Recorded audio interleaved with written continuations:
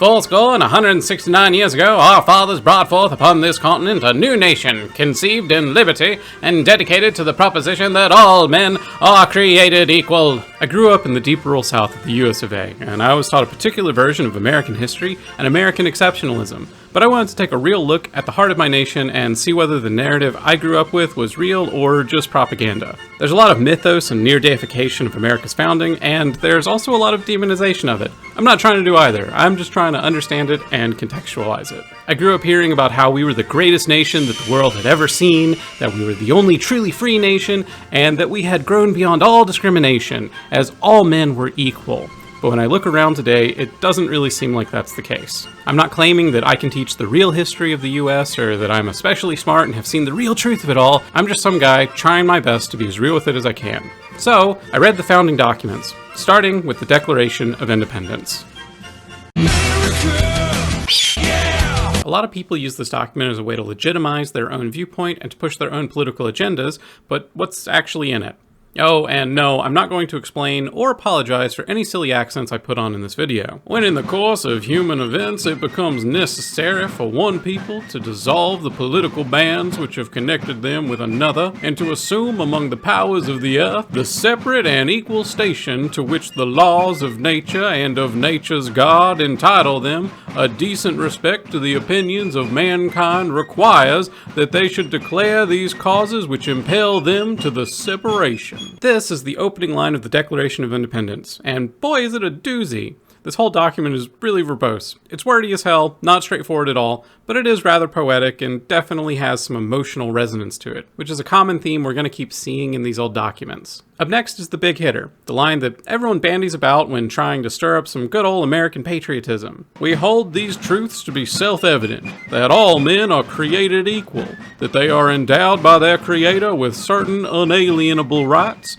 that among these are life, liberty, and the pursuit of happiness. Everyone has heard this one, and honestly, it's pretty powerful. But to be honest, it was the very next line that really struck me in a way that made me feel a lot less wholesome about this declaration. That to secure these rights, governments are instituted among men, deriving their just powers from the consent of the governed. Ideally, a government gets its power from a consenting population. Yes, but it rings really hollow reading these words from actual slave owners. They owned people, and yet they wrote that. Now, I know that it was an entirely different time and culture, and I know that some of the founding fathers were actually rather socially radical for their time, and I even know that the morality that I can see and stand on today is a direct result of centuries of moral development, but none of that excuses this massive hypocrisy right in the third line of the Declaration of Independence. Now's as good a time as any to bring up this really good Martin Luther King Jr. quote from his I Have a Dream speech. So even though we face the difficulties of today and tomorrow, I still have a dream. Yes. It is a dream deeply rooted in the American dream. Yes. I have a dream that one day this nation will rise up and live out the true meaning of its creed. We hold these truths to be self-evident, that all men are created equal.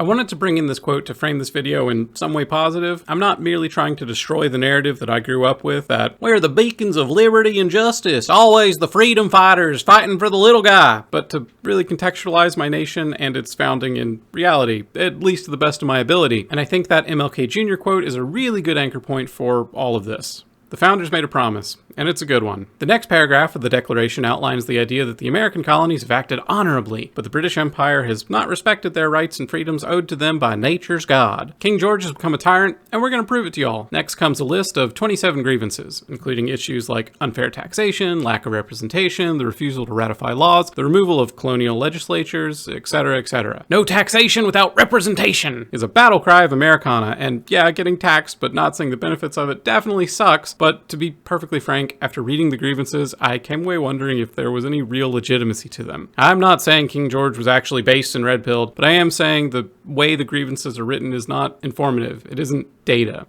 It's a biased complaint, a very biased complaint. And I have no doubt that the British indeed did some bad shit to the colonies, but I can't shake the feeling that it's really not about the rights of freedom contained inside the soul of humanity, and more like powerful aristocrats complaining about infringements to their own spheres of influence. Maybe this is cynical. I don't know. As examples, here's some of said grievances. For cutting off our trade with all parts of the world, for imposing taxes on us without our consent, for suspending our own legislatures, and declaring themselves invested with power to legislate for us in all cases whatsoever. Now, these things sound like they suck, and they do, but as far as I can find, there was never any promise from King George to the colonies that they would be free, and that they could rule themselves as they pleased. I think kings are bad, and I'm honestly glad that my forefathers rebelled against their king, but I don't think they did it necessarily out of some philosophic or principled belief in freedom for all mankind, but more so out of the desire to empower themselves. The main reason I think this is the hypocrisy, the slavery, the blatant bigotry towards any and every outgroup. Another grievance listed in the Declaration of Independence goes, King George has endeavored to bring on the inhabitants of our frontiers, the merciless Indian savages,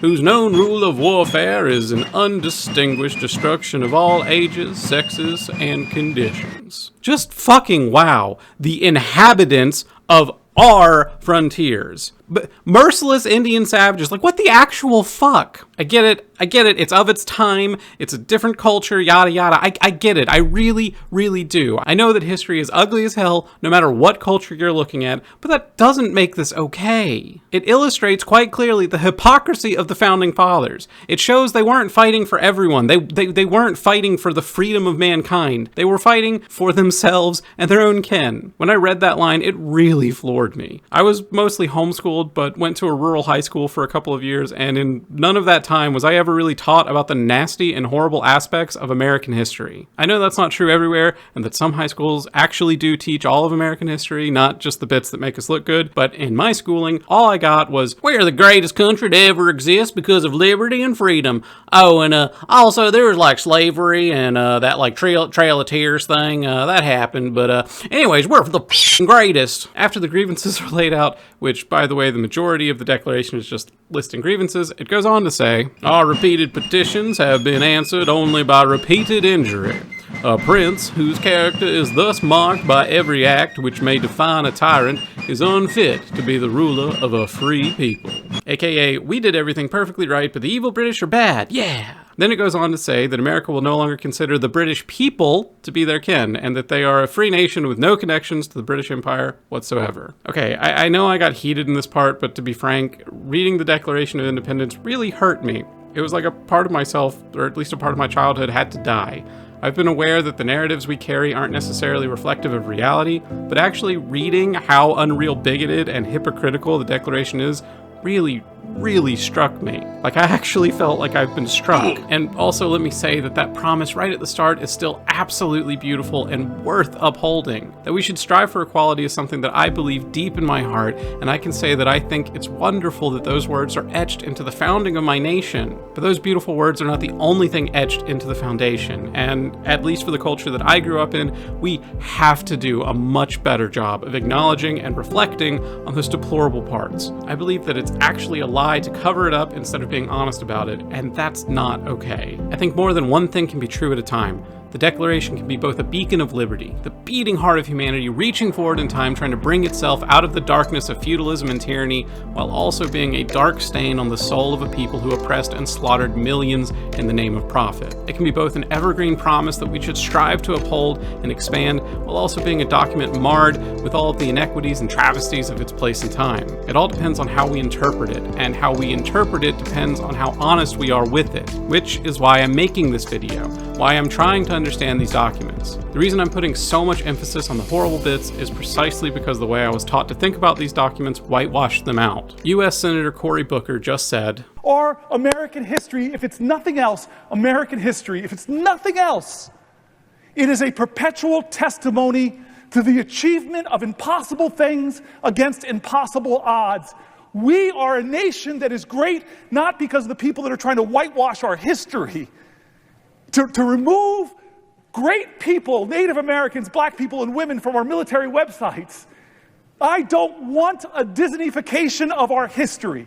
I don't want to whitewash history. I don't want to homogenize history. Tell me the wretched truth about America, because that speaks to our greatness. Okay, so with all that said, let's move on to the Constitution of the United States of America.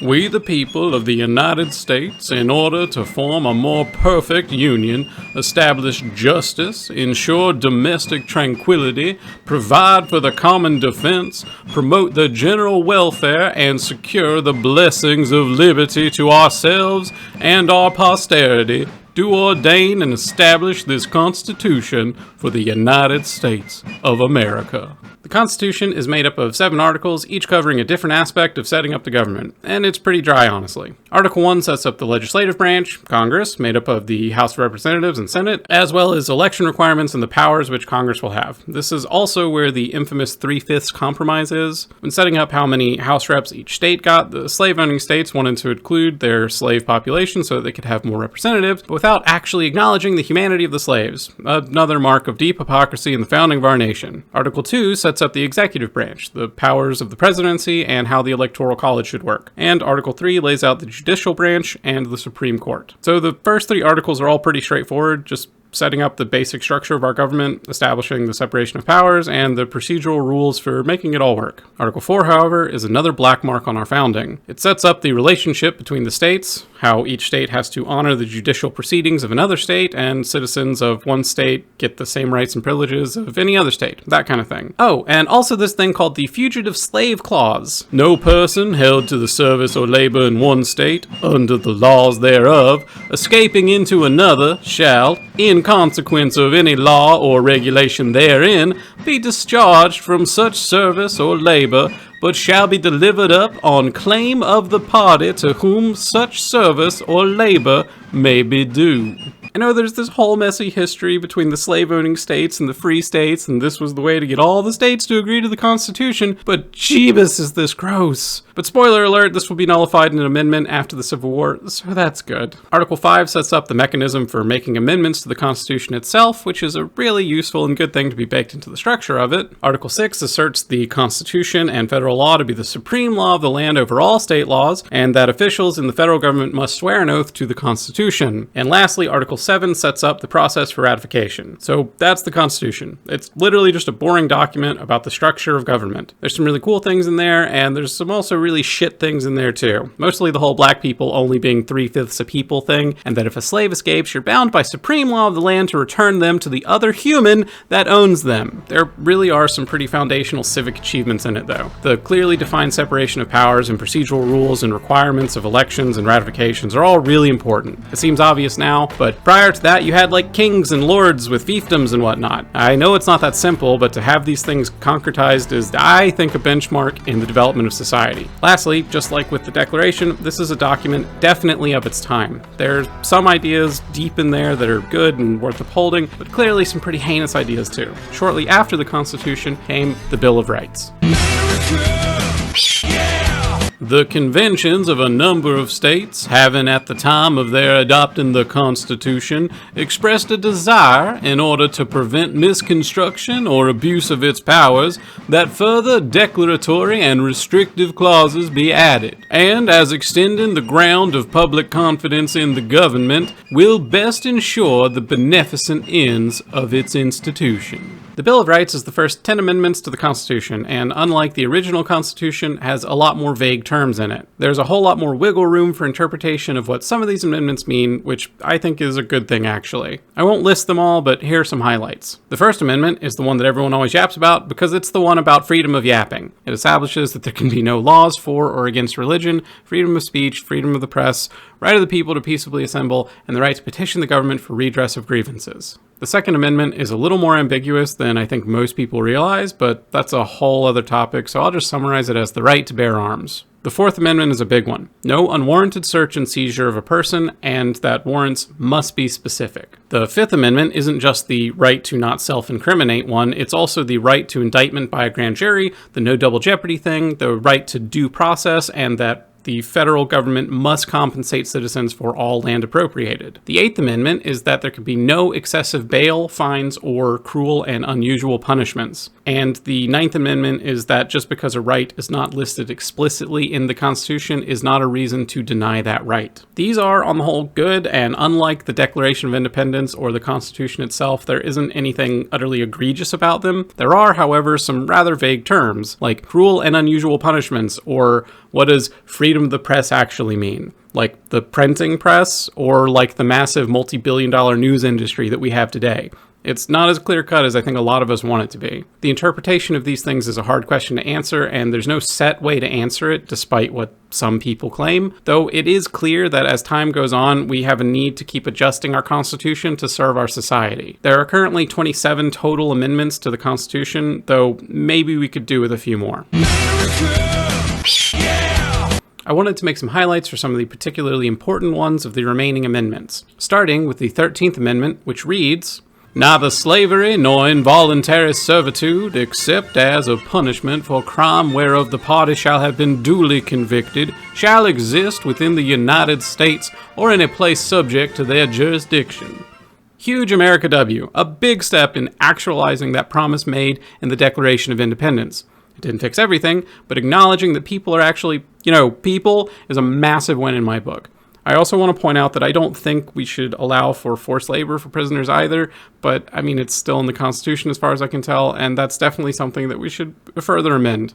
Next, we have one of the most important amendments for our current society today, the 14th Amendment. "All persons born or naturalized in the United States and subject to the jurisdiction thereof are citizens of the United States and of the state wherein they reside. No state shall make or enforce any law which shall abridge the privileges or immunities of citizens of the United States, nor shall any state deprive any person of life, liberty, or property without due process of law, nor deny to any person within its jurisdiction the equal protection of the laws." There are definitely vague places in the Constitution, but this ain't one of them. Birthright citizenship is absolutely part of the Constitution, no matter what any lying politician or podcaster says. Oh, and also the government must follow due process, regardless of what our current administration is saying. The 14th Amendment goes on to say, "No person shall be a senator or representative in Congress or hold any office, civil or military, under the United States or under any state,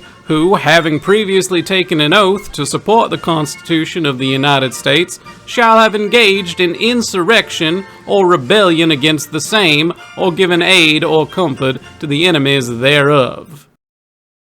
The 16th Amendment states that the Congress shall have power to lay and collect taxes on incomes from whatever source derived. So that whole shtick about income tax being theft is just total malarkey. That's a bunch of malarkey! Amendments 15, 19, 24, and 26 shore up our voting rights, making it so regardless of race or sex, any citizen over the age of 18 can vote, and there can be no poll taxes or any other payments required to be able to vote either. Oh, and the 22nd Amendment says, "No person shall be elected to the office of the president more than twice." It's wild that so many of the so-called American patriots and conservatives of today are actively anti-Constitution while acting like they're the only true Americans. That's been the one big takeaway from this whole actually read the dang things project of mine. Those were the founding documents of my nation, the United States of America, and, well, I got some feelings about it all. America, yeah.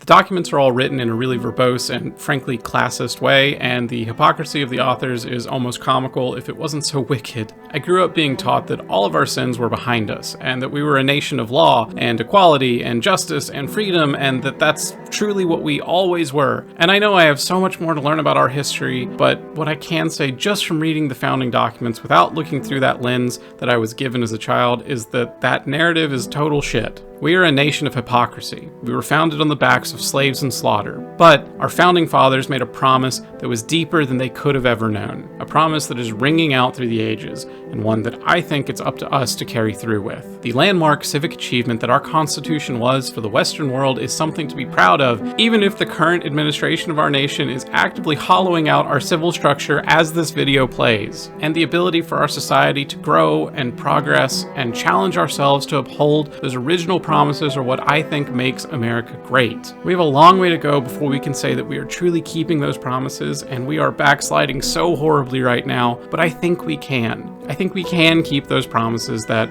we hold these truths to be self-evident, that all people are created equal, that we are endowed by creation with certain unalienable rights, that among these are life, liberty, and the pursuit of happiness. Thanks for watching this video. I love you, weirdos. Bye!